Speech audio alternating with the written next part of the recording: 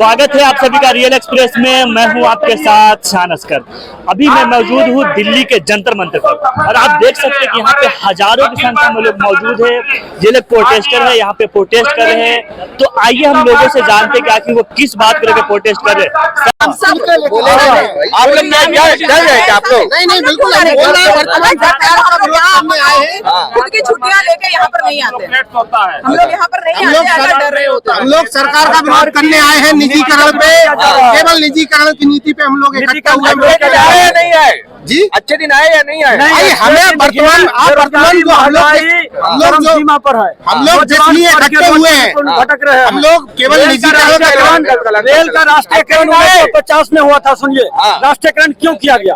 1969 में बैंक का राष्ट्रीयकरण किया गया था।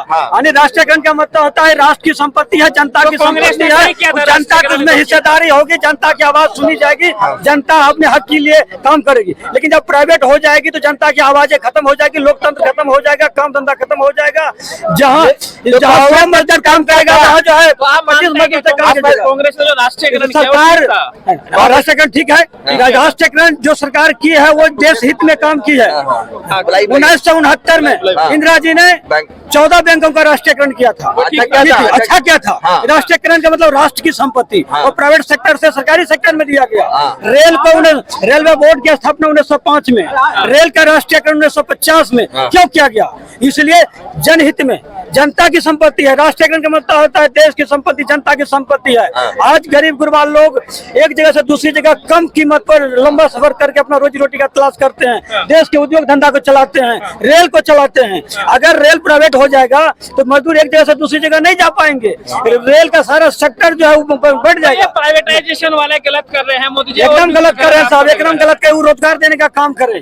लोगों ने बड़ी उम्मीद से जिताई थी, नौजवानों ने जिताया था। हमारे देश की युवा की, सुनिए, हिंदुस्तान युवाओं का देश है, नौजवानों का देश है, पढ़े लिखे टैलेंटेड लोगों का देश है। अमेरिका मात खाती है हमारी टैलेंट से, हमारी एजुकेशन से दुनिया डरती है। लेकिन सरकार की रणनीति ठीक नहीं है, नीति जिसके चलते अच्छे लड़के रोड पर भटक रहे हैं। अरे नाराज राम राज आ गया है। राम राज मुंह से थोड़े आ जाएगा भाई साहब, हैं?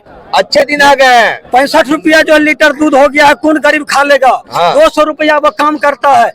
यही रेल में ठेका चल रहा है। हम रेल कर्मचारी हैं। रेल में जो मजदूर कर रहे हैं प्राइवेट सेक्टर में, 150 रुपया पूरे दिन में जो है कचरा पिसता है, 150 रुपया में, 200 रुपया में। अरे मोदी जी ने घर परिवार तक छोड़ दिया। 150-200 रुपया कमाने वाले दिल्ली में 65 रुपया लीटर दूध कैसे खाएगा? 105 रुपया लीटर पेट्रोल कैसे जलाएगा? 10,000 रुपया में क्वार्टर मिलता है, कैसे रहेगा? नहीं, अच्छा काम नहीं है। 24 में चुनाव होगा तो क्या करें? 24 में चुनाव होगा। अगर सरकार निजीकरण को नहीं रोकेगी तो सरकार को जो है ना, सरकार गिरेगी, जनता उसको वोट नहीं देगी। हिंदू खतरे में आ जाएगा ना। हिंदू या मुस्लिम की बात यहाँ नहीं, यहाँ रोजगार की रहेंगे तो खतरे में रहने की बात रहेगा। क्या? जब नौकरी नहीं रहेगी, खाने को कुछ नहीं मिलेगा, इतनी महंगाई बढ़ जाएगी, आदमी जिंदा रहे। अनुसांगिक संगठन है तो आपको निराशा हाथ लगी? सर, निराशा हाथ लगने का कारण वही है कि दिन ब दिन जो आपके मेरे दादा परदादा ने अपने खून पसीने की कमाई से जो टैक्स के पैसे दिए थे गवर्नमेंट को, और गवर्नमेंट ने सबके लिए जो सारी चीजें बना के रखी हुई है, उस चीजों को कुछ लोगों को जो बेचा जा रहा है वो चीज गलत है। तो सरकार बेहतर नहीं मानती। हाँ, ये इस मामले में सरकार बिल्कुल ही गलत है, गलत है। ठीक है, आपका कहना है सर, दूसरे भी काफी मामलों में गलत है।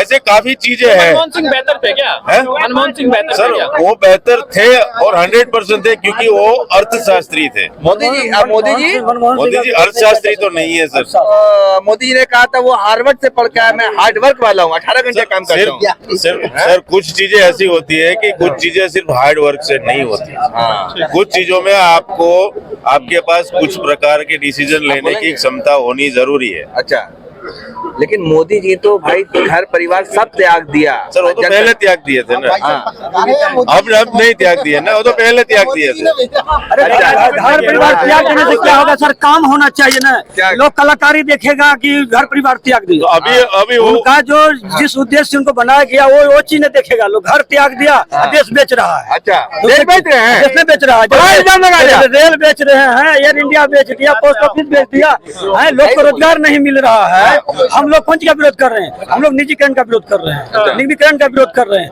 और बहाली नहीं हो रही है उसका हम लोग जो है कर रहे हैं, बहाली जल्द से जल्द। ये तो मिलिट्री में 4 साल के लिए लाया गया है, कहा जा रहा है ठेका पर था। आप इसको विरोध करते हैं, समर्थन करते हैं? सर वो विरोध करते हैं। देखिए इसका हम लोग विरोध करते हैं। नौजवान इससे खुश नहीं है।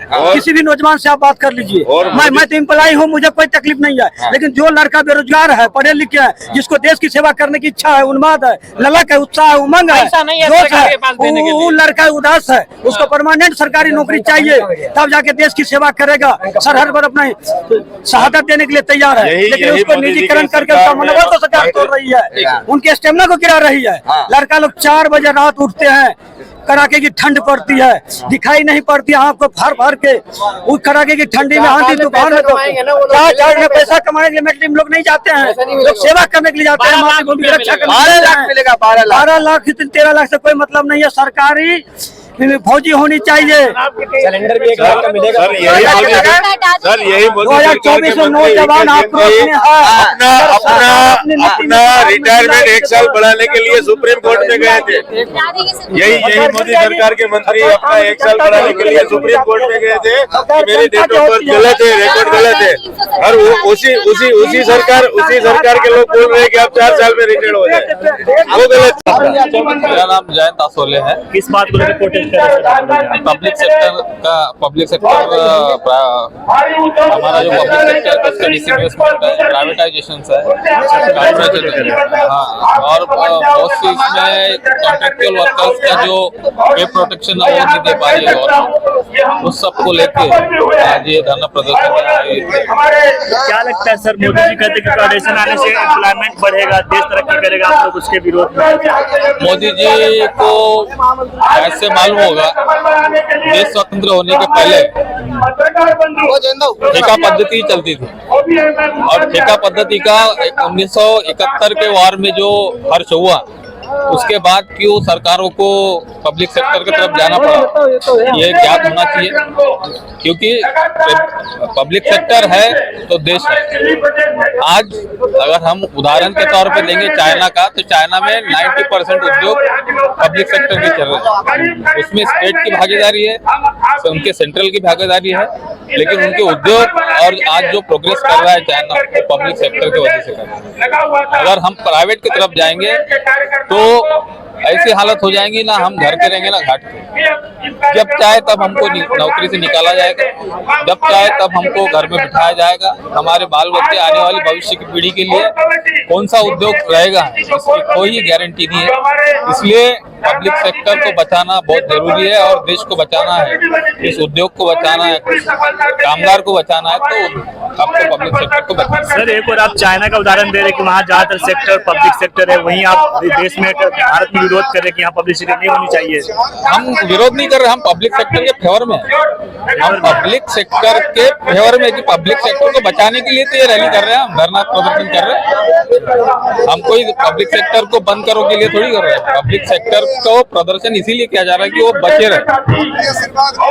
पब्लिक सेक्टर रहेगा तो राष्ट्र रहेगा, उद्योग रहेगा और कामगार रहेगा। ये प्रोटेस्ट सिर्फ जंतर मंतर तक ही रहेगा या पूरे देश भर में करेंगे? ये अभी जो हमारा धरना प्रदर्शन है, ये हम इकाई से लेके, एरिया से लेके तो यहाँ तक करते हुए आए हुए, और आने वाले दिनों में अगर सरकार नहीं जागती है तो इसको हम जन आंदोलन के रूप में इसको जोड़ेंगे। क्योंकि अगर एक उद्योग कहीं पे है तो उस उद्योग में अगर 500 लोग हैं तो उसके ऊपर 5000 लोग डिपेंड रहते हैं।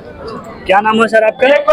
मेरा नाम मोरेश्वर नथुजी आवारी, हम आए महाराष्ट्र है। अच्छा, हमारा जो हम महाराष्ट्र है, ये जो पब्लिक सेक्टर, जितने पब्लिक सेक्टर है उसका निजीकरण के बारे में जो सरकार की सोच चालू है, वो सोच हम नहीं होने देंगे। अभी जो पब्लिक सेक्टर जो मालिकों के हाथ में देंगे, हमारी मजदूर की स्थिति क्या होगी? अब मोदी जी खुश नहीं है? नहीं, मोदी जी खुश नहीं, सरकार किसकी भी रहे, हम लोग कामगार विरोधी, जो कामगार के बारे में जो विरोधी जो सरकार है उसके बारे में हम आवाज